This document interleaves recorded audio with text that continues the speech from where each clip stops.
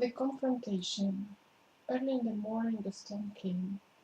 Thunderous balls of lightning lit up the pre-dawn darkness with an awesome display of sheer raw energy. It was as if the gods themselves flexed their mighty power, unleashing the memory of their omnipotence over the smallness of men. Must now mankind be continually reminded of how little control over nature he actually possesses? Then the rains came. Torrents of giant-sized raindrops pelted the parched earth and could not soak into the dry soil. They formed trickles which turned into streams, then ran together and flooded everything that lay within their path to the lake. There they experienced the release of their union into the frothy, storm-tossed waters of Lake Titicaca. Balthazar had slept not. A sense of tragic resignation had swept o'er him. He had failed once more and was no longer worthy to be deemed a high king. How many turns he had done his people! How could he have been so overwhelmingly blind as to have let Mura entrap him in such a debasing way? He paced the main temple, ignoring the presence of the ever-present 4 spirit guards stationed as he would run one at each direction. How could he face Solana ever again? He anguished. Solana had not been bewitched. He probably had been aware of his possession by Mura. Ever since it first began, a sense of great shame and embarrassment, of overriding guilt shook his soul. How could I have been so foolish? He despaired. I was my son, now I cannot escape her. Thinking back to the old night just past and to their savage passion, he loathed himself for all his weaknesses. He yearned to be able to cut himself free and depart this treacherous place with Solana, but he could not. When he tried to move himself in that direction, it was as if his energy was blocked. He could not budge. Now he was mired here by some dark spell that he himself had participated in, that he knew not how to undo. Balthazar was totally revolted at himself. Good morning, Balthazar. Well, my friend, are you ready to depart? Solana had just entered with that graceful lightness to his step. He wore his magenta poncho with the conch shell from bent embroidery on his neck. Balthazar hung his head and dropped his gaze to the floor, unable to bring his dishonored self to look at Solana's bright clarity. Of course, all that Solana needed to do was but glance at him, reading Balthazar's energy and feel his sense of disgrace and shame.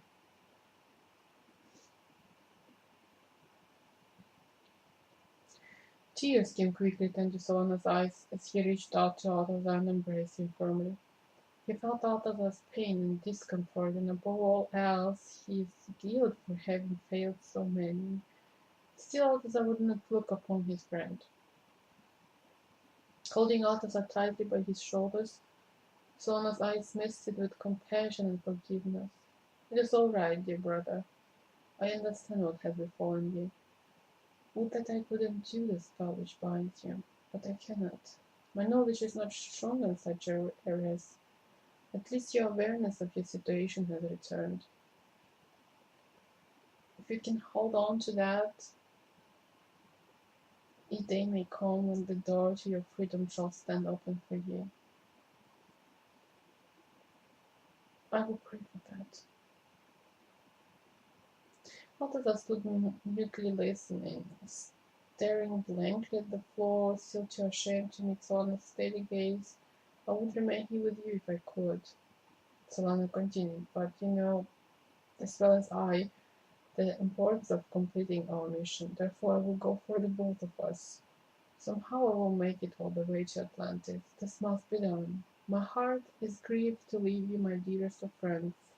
If only we had arrived at the kingdom of An rather than this bewitched place. But then who am I to question the workings of destiny?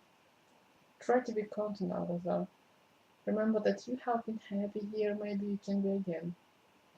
Please do not burn yourself with guilt. What has been done is past. There are reasons for the baffling things that happen to us and sometimes appear negative. It is simply that we don't have the full understanding to see them in their proper perspective, in their place in the wholeness of the greater plan. We create our future by our thoughts and actions right now in this present moment. When you realize this, you will be able to free yourself from the situation. As it is an illusion. Solana closed his eyes and let fall his hands from Balthazar's shoulders. Farewell, Balthazar, said he, and turned to depart. Wait a minute.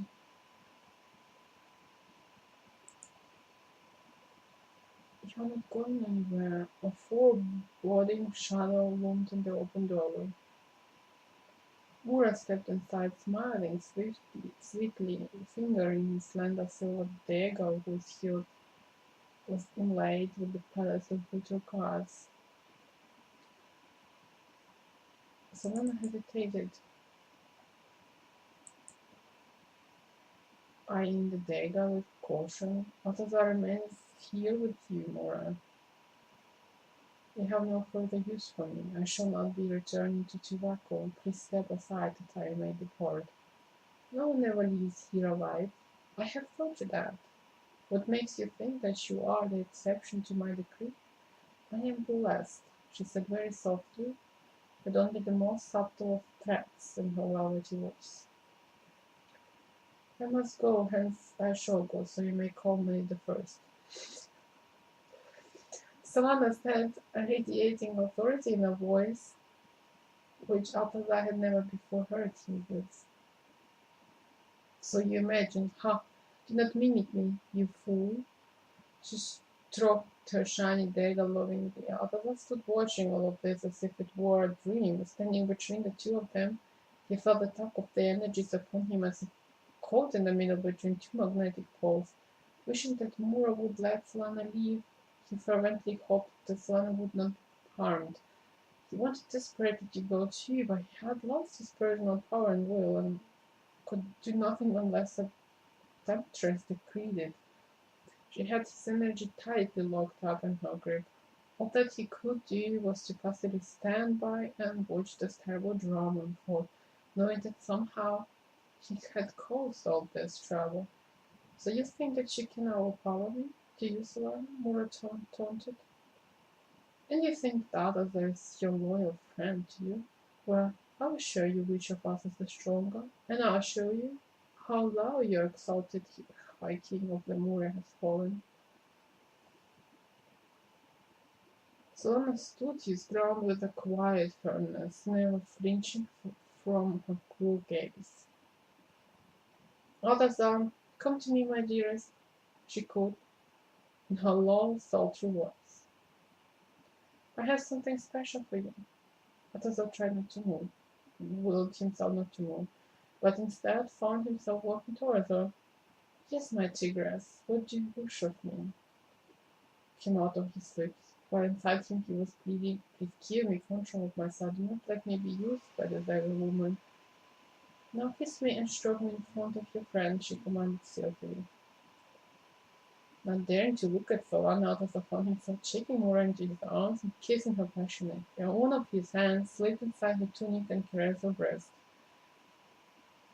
There, that's enough, she laughed mockingly, and pushed him rudely away. Do you like my big pussycat, Solana, or would you like to see more?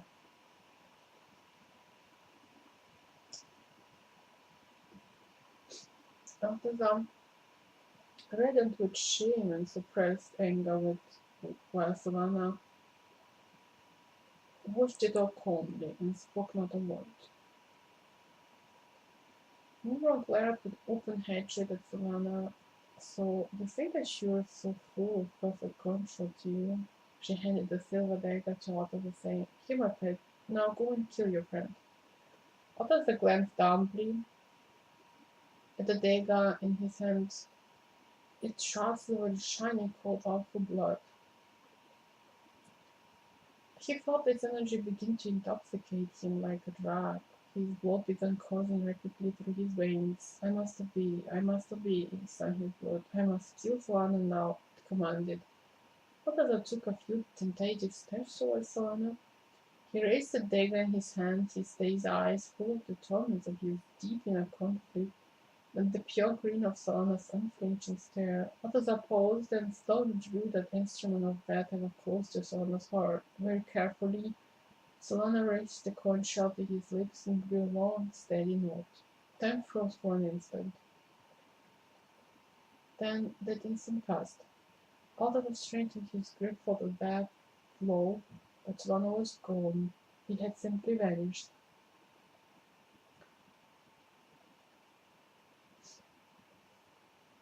A fierce cry arose from the imprisoned depths of Balthazar. What have I done? He screamed. The nigger ran wildly. He ran to Moore and plunged the dagger deeply into her chest. Moore fell lifeless to the floor. Balthazar glanced around him quickly, still in a frenzy. The spirit man turned a sickly pale blue as they faded into oblivion. A deep sob burst forth from Balthazar's throat as he ran from the temple into the pelting rain. He ran past the steps to the lake, running blindly with no direction, no stumble, and ran until he could run no more.